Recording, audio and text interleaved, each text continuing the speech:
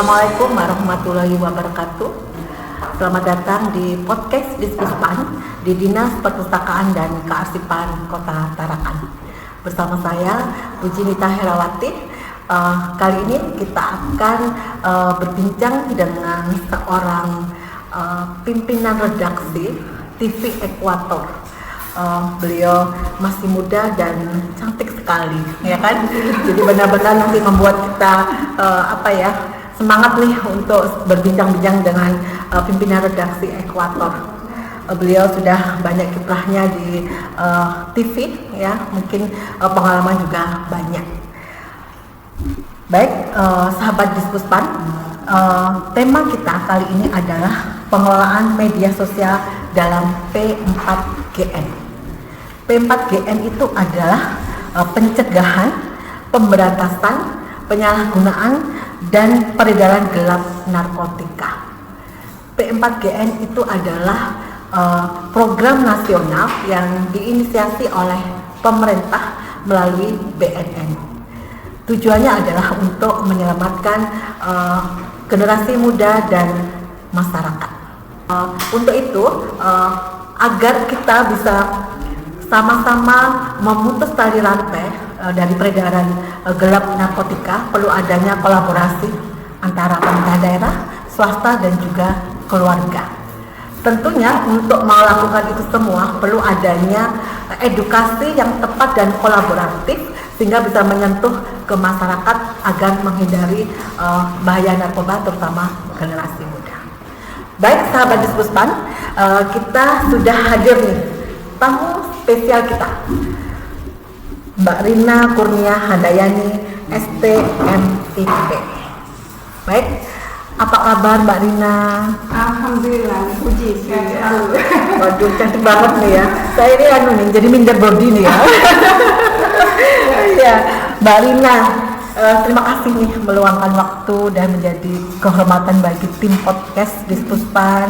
Mbak Rina selaku pimpinan redaksi Ekuator berkenan hadir nih di podcast Dispuspan. Mudah-mudahan dengan hadirnya Mbak Rina bisa memberikan nih wawasan dan pengetahuan baru terkait dengan 4PGN, karena ini sepertinya hal yang sangat luar biasa yang perlu kita pahami, terutama bagaimana kita memberikan edukasi langsung ke masyarakat menyentuh melalui media sosial. Baik Mbak Rina, sebelum kita ke sana, boleh nih berbagi cerita profil Mbak Rina beserta aktivitasnya. Oke. Ya.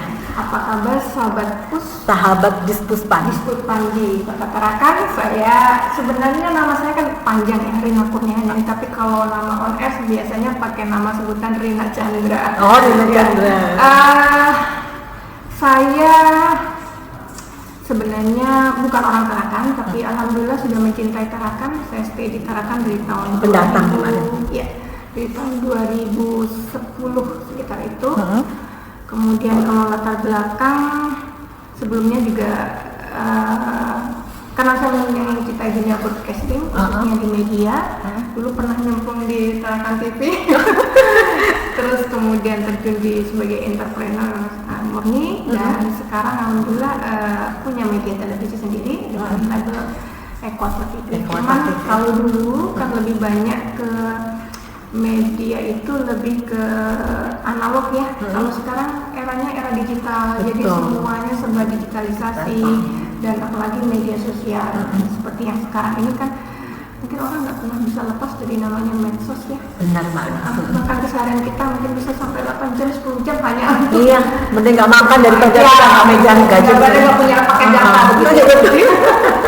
Ya, Apalagi kalau HP kita ketinggalan di rumah, bingung kita kembali nyarinya itu, ya kan?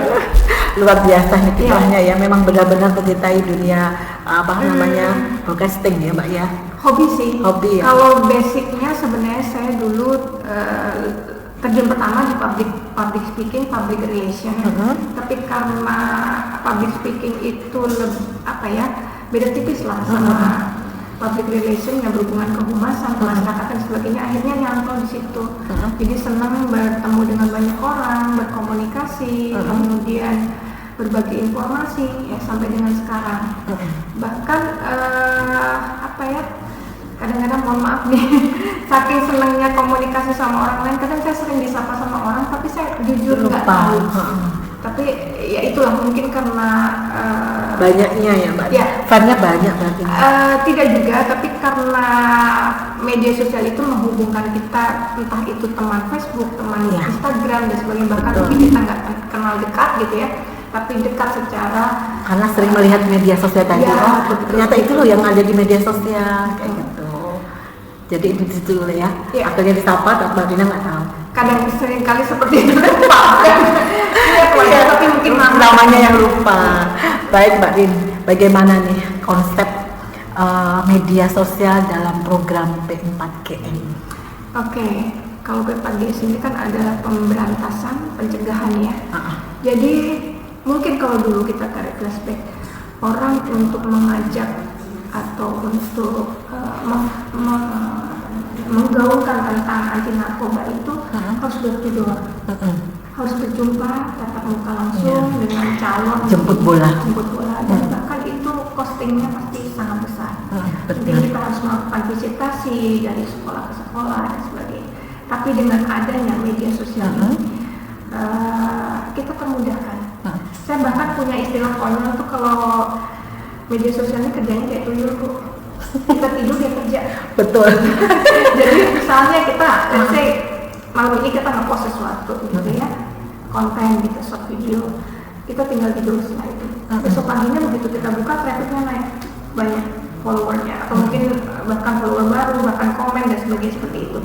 Di saat kita rehat, di saat kita tidur, dan otomatis juga hemat BBM. Ya, kan? betul. Tidak perlu door-to-door, bahkan di teknik marketing pun Hemat waktu juga ya Mbak ya. Kita bisa melakukan penyebaran itu tanpa harus kenal dengan siapa calon ini kita ya, yang bakal menjadi target kita. Nah, untuk P4GN ini yang saya bisa coba, saya tadi sempat dijadikan sebagai narasumber di salah satu PNNP. Yang saya harus ingatkan kepada teman-teman di situ bahwa medsos itu ibarat pedang bermata dua. Kalau kita bagus menggunakannya, ya kita akan mendapatkan benefitnya. Tetapi ketika salah menggunakannya, seperti yang sudah-sudah Dihujat. Yes.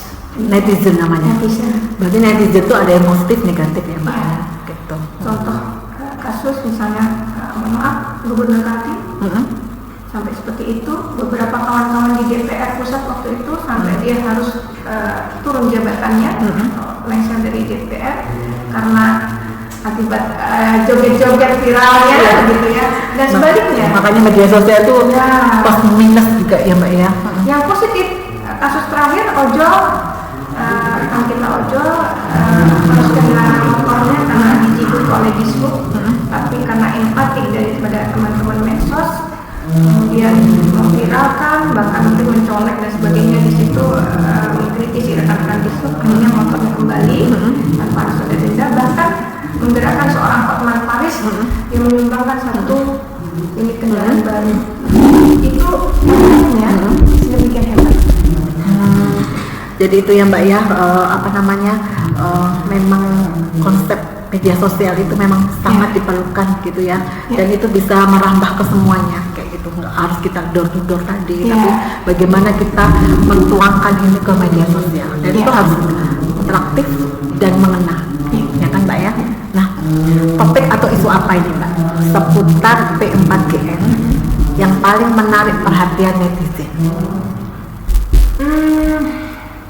Yang saya harus waspadain itu tadi ke teman-teman, sering orang atas nama kepingin FYP, kepingin kontennya viral. Nah, betul.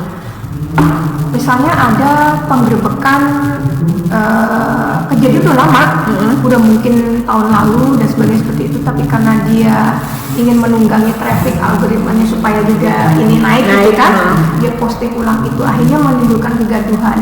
Di postnya hari ini pada itu kejadian X tahun 2000 misalnya, let's say 2024 lalu atau 2025, hanya menimbulkan keresahan. Oh itu gimana dan sebagainya. Padahal itu diulang. Padahal itu bukan terjadi saat ini. Seringkali seperti itu. Atau misalnya untuk saya tadi singgung masalah pesta vape, kata Makanya anak muda nggak keren nih kalau nggak nyoba vape. Padahal sekarang vape di dalamnya sudah ada liquid narkoba. Nah, dengan dia menggunakan itu atau berpesta, pemikiran mereka tuh katanya lebih bagus vape daripada rokok biasa Mbak gitu. Maka kita nggak tahu apa yang ada di dalam. Padahal harganya memang lebih mahal Mbak. Terlihat lebih tren, lebih keren, lebih kekinian, maco lah, bahkan unsur flexingnya dapet. Daripada seperti itu. Itu mungkin yang mesti teman-teman waspadain, karena apa ya? Artinya tidak selalu hal-hal yang kita share di media sosial itu menimbulkan dampak positif. Ya kalau kita tahu kasus opini seperti Ibu Gubernur Maluku Utara, dia berhasil membangun opini lewat media sosial. Betul. Ya, bahkan digadang-gadang, mohon maaf ini calon RI 1 begitu ya. Tapi memang beliau pukulannya langsung menuju ke masyarakat tuh. Akhirnya beliau jadi figur ya. Sukses untuk menggunakan media sosial sebagai hal-hal publikasi yang kinerjanya ya Mbak. Yang pasti waspadai itu adalah kalau berhubungan dengan hoax, itu yang jadi provokasi takutnya, atau misinformasi seperti yang saya bilang tadi, kejadian sudah terjadi beberapa tahun lalu tapi di reupload lagi sehingga gaduh lagi. Seperti halnya misalnya mungkin kampung narkoba sudah sebenarnya tidak ada narkoba lagi di situ, tapi mungkin begitu naik lagi dan masyarakat resah lagi dan sebagainya. Terus misalnya masalah glamorifikasi seperti yang sebut tadi tentang pesta miras bersama, pesta bersama dan sebagainya untuk pencitraan begitu ya. Dan yang terakhir itu yang terpenting adalah rendahnya pemahaman digital. Nah ini bijak ya, artinya begitu misalnya gini, saya bikin postingan konsumsi narkoba secara rutin dalam sekian bulan dapat mengobati penyakit kanker. Itu pola pikir dari mana hoak kan itu. Misalnya seperti itu. Tapi karena saya tidak punya pemahaman literasi digital yang cukup, begitu dikirim oleh rekan di misalnya WhatsApp, tinggal riset. Akhirnya menimbulkan satu opini baru bahwa memang dipercaya itu bisa menyembuhkan penyakit kanker. Nah, harusnya para pengguna media sosial bijak dulu, kita tracking dulu. Sekarang apa sih yang nggak bisa di googling? Semua pasti bisa di googling. Sesuatu yang nggak tahu jadi tahu kan. Makanya kita punya teman sahabat dekat yaitu namanya ChatGPT atau mungkin Gemini, macam-macam. Dola juga itu macam-macam tuh Mbak. Bahkan kalau sekarang namanya orang tidak bisa di googling, saya masukin nama saya Rina Kurniawan dan dia muncul betul. Ini jujur kueser siapa nih orang? Ya kan? Terus kok bisa nama banyak nama sampai gitu ya banyak. Dia punya nama samaran saya gitu. Atau mungkin pernah mengganti nama gitu. Benar. Tapi semua orang saya rasa namanya pasti bisa di-google. Dan satu lagi yang terpenting adalah teknologi diciptakan untuk memudahkan kerja manusia. Betul. Seperti halnya podcast hari ini adalah salah satu cara sebaran yang paling easy. Daripada itu harus door to door satu persatu untuk menyampaikan informasi. Iya. Satu arah tapi merata. Yes. Gitu.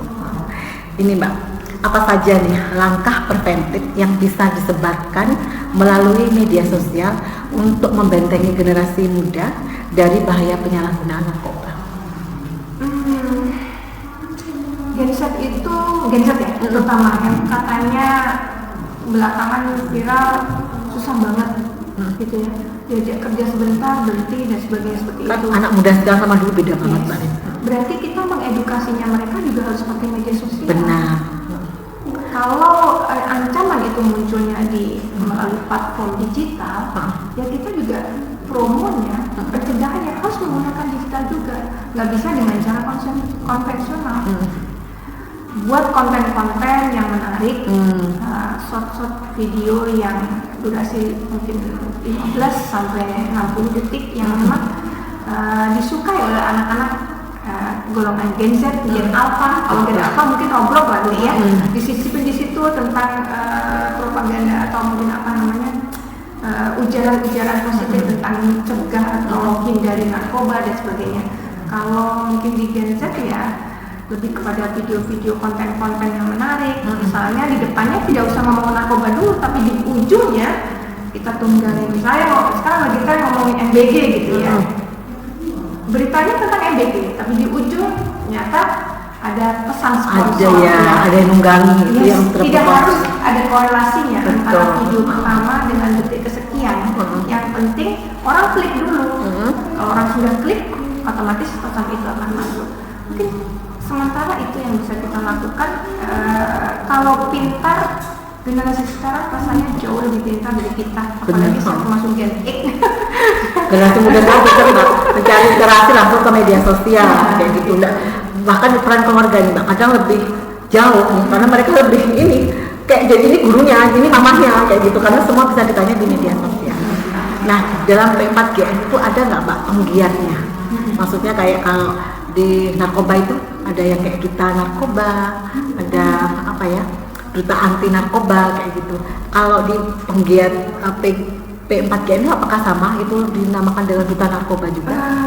Kalau dulu memang awal-awal atau di periode sekitar tahun 2010 atau sebelum itu biasanya ada pemilihan duta narkoba setahu saya, tapi belakangan sudah tidak ada pemilihan itu lagi, tetapi lebih kepada yang saya amati mengajak masyarakat. Satgas ya Mbak ya? Iya, semacam itulah istilahnya, tapi di mereka kalau mereka masih istilahnya penggiat P4GN. Siapa saja di antara mereka, bisa komunitas, bisa masyarakat, bisa lingkungan pendidikan, semua ini kerja bareng. Narkoba tidak bisa dibebankan hanya pada BNN saja, baik itu BNNP maupun BNK, tapi semua harus bergerak. Elemen, ya, masyarakat, pemerintah daerah, swasta, betul. keluarga. Betul. Kelihatannya si anak di dalam kamar baik-baik saja, Ya. pintar kok dia di dalam kamar. Nggak pernah di jalan sama aku gitu ya Mbak ya? Ternyata dia berinteraksi dengan jejaring, misalnya mohon maaf bandar narkoba, bahkan bisa dibeli lewat platform marketplace dan sebagainya. Terus konsumsi di kamar begitu tanpa orang tuanya tahu dan sebagainya. Orang tuanya nggak nyadari anaknya sudah menyimpang tuh Mbak, ya kan ya. Nah ini bagaimana cara kita merespon komentar negatif atau mitos sekitar narkoba yang keliru di kolom komentar. Misalkan Mbak Rina ini kan mengelola media sosial. Media sosialnya apa aja Mbak yang dikelola? Misalkan di di Instagram ada? Instagram, Facebook, YouTube semua ada. Sebagai tempat untuk sarana edukasi ya Mbak ya. Sarana edukasi. Kebetulan karena memang basic kami adalah media, jadi ada media sosial. Kalau kami basic kami adalah media berpegangan pada jurnalistik, kode etik jurnalistik dan pengawasannya melalui Dewan Pers ya. Kalau teman-teman media sosial itu biasanya admin perseorangan dan sebagainya, itu adalah sesuatu hal yang berbeda yang kadang-kadang mungkin rekan-rekan tidak atau kurang paham tentang itu, perbedaan antara media dan media sosial. Nah, kalau kami pencegahannya ya intinya kadang-kadang masyarakat sekarang itu lebih senang yang negatif. Mohon maaf nih, misalnya kita mengupload sesuatu berita yang dengan judul, nanti ada yang colek tuh, Mimin minta mentahnya dong. Padahal kalau di kami etika jurnalistik itu nggak boleh ya Mbak? Nggak boleh. Itu lah netizen ya? Iya, jadi itu yang saya katakan tadi bahwa ada media sosial. Kalau media sosial tidak kena rambu-rambu itu, dia bebas memposting apapun secara vulgar. Tapi kalau media tadi media sosial kalau media sosial itu adminnya perseorangan, itu bisa menjadi pelaku media sosial. Betul. Tapi kalau kami media adminnya biasanya company, perusahaan ya, yang dimana di situ ada perizinan, ada kode etik jurnalistik. Jadi resmi ya Mbak Lin ya. Kemudian ada pengawasan. Kalau di jurnalisnya sendiri ada asosiasinya, misalnya kalau televisi Ikatan Jurnalis Televisi Indonesia. Kalau wartawannya mungkin Persatuan Wartawan Indonesia atau PBI dan sebagainya, banyak sekali organisasi, SMSI, Serikat Media Cyber Indonesia. Kalau di media sosial itu ada asosiasinya namanya AMSINDO, Asosiasi Media Cyber dan Media Sosial Indonesia. Nah itu berbeda, tapi semua sama-sama menggunakan uang publik. Nah tinggal ya kita harus bijak menggunakan. Jadi kalau ada jangan ikut-ikut ya Mbak ya.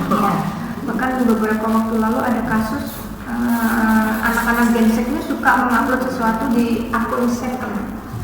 Kalau istilah sekarang ya. Kalau saya misalnya akun saya namanya Rina Kurnia gitu ya. Saya punya akun lain yang ibu nggak follow saya, orang tua saya tidak mengikuti saya, teman-teman saya atau pacar saya tidak mengikuti saya. Jadi diam-diam kita punya Dan akun itu sendiri. biasanya akun yang kita buat memposting sesuatu yang sifatnya agak secret.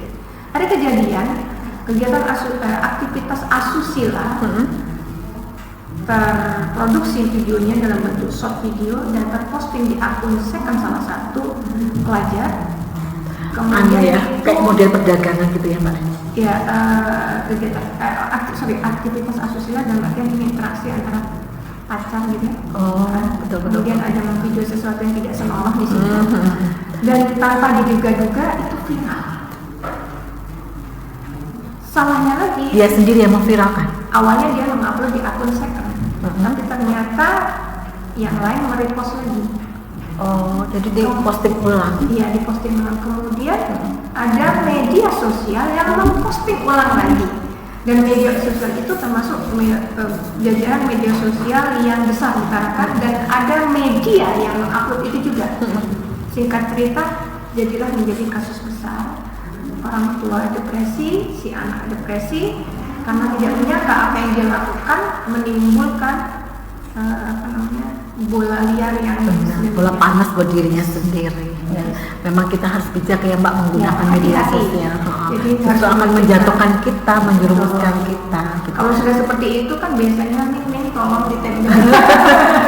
Ya, terus Mbak selama ini jadi pimpinan Ekuator nih, terus mengelola media sosial, ada nggak hal-hal yang benar-benar menguras tenaga ini, menghadapi netizen atau menghadapi berita yang di luar dugaan gitu, yang seharusnya kita memposting sesuatu yang bernilai positif akhirnya menjadi negatif, yang menjadi bola panas tadi. Kenapa seperti itu? Ya sering, jadi kadang-kadang ya, yang kita takutkan itu begini, informasi itu sepotong-sepotong. Makanya pentingnya data dan fakta di lapangan supaya tidak menimbulkan ujaran yang sifatnya hoax. Terus sebagai seorang jurnalis kita harus ke lapangan untuk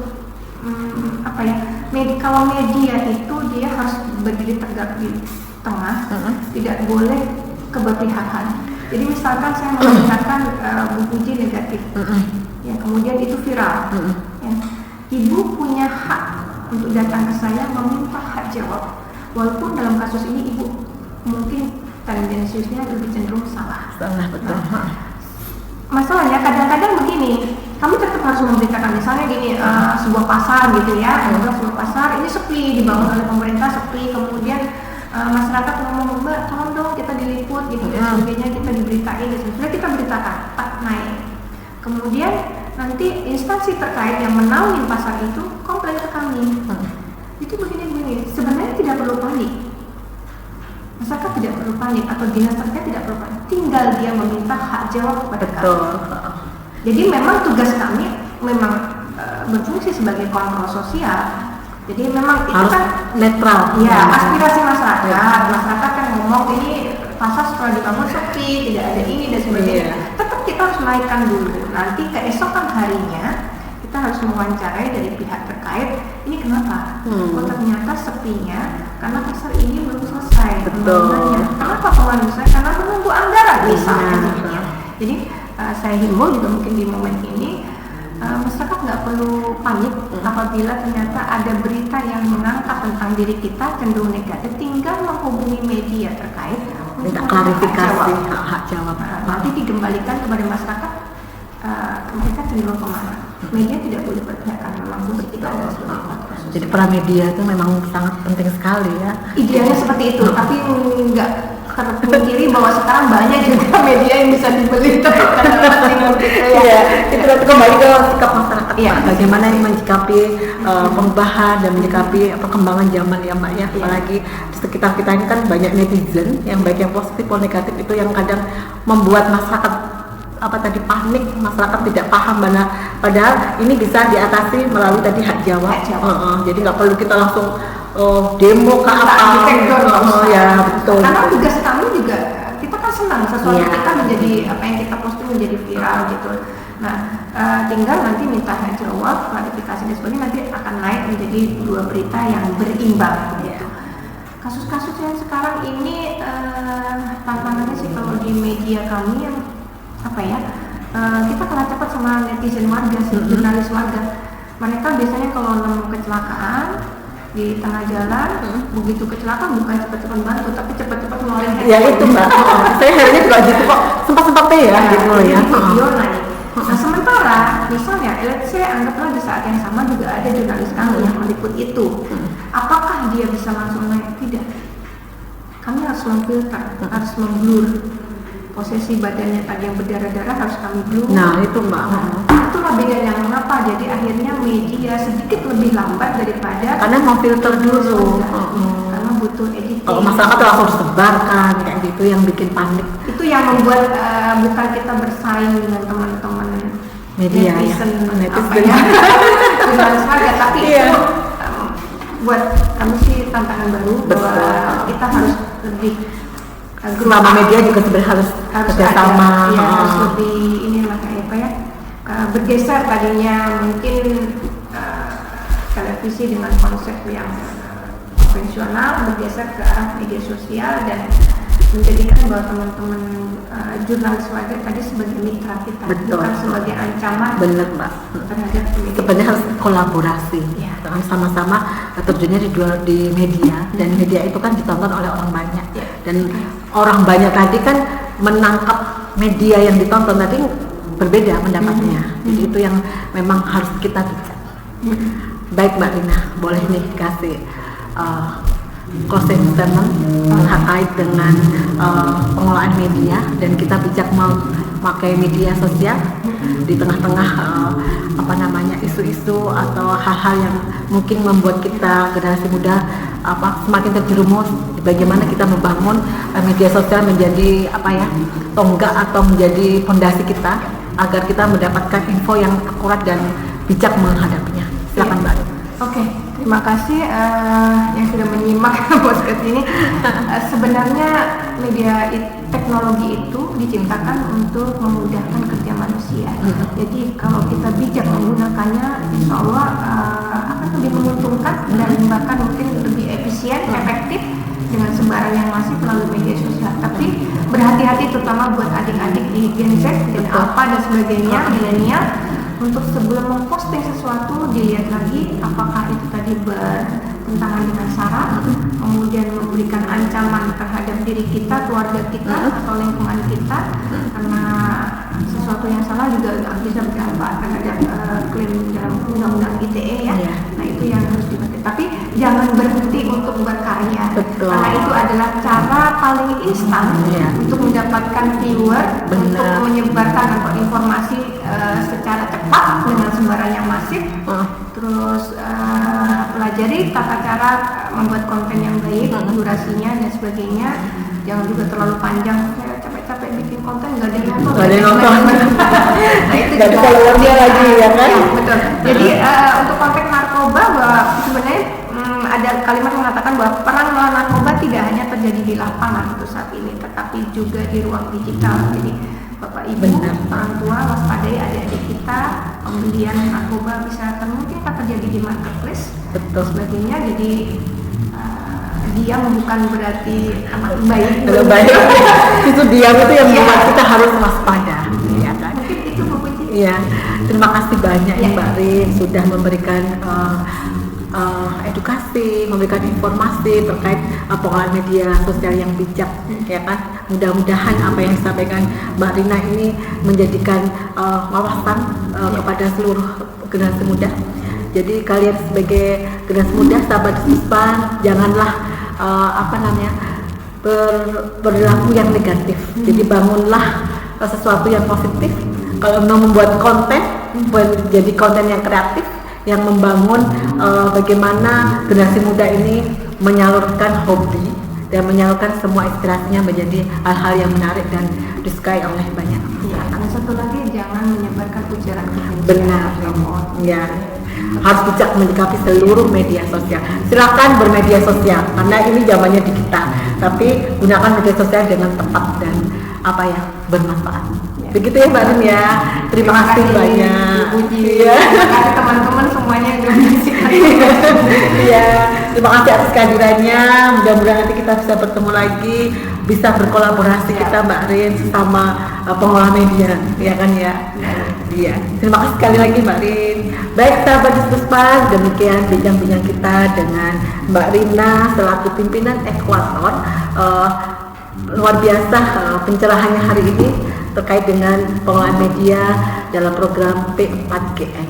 Mudah-mudahan apa yang disampaikan Mbak Rina menjadikan sahabat Diskuspans benar-benar menjadi generasi muda milenial, Gen Z, ya kan? Dan benar-benar menjadi generasi emas di tahun-tahun berikutnya dan membanggakan diri sendiri dan membanggakan orang tua. Terima kasih sahabat Diskuspans. Assalamualaikum warahmatullahi wabarakatuh. Main hati, manajemen intimum sahabat literasi. Gosip, ngobrol seputar asik. You're my little Milky Way.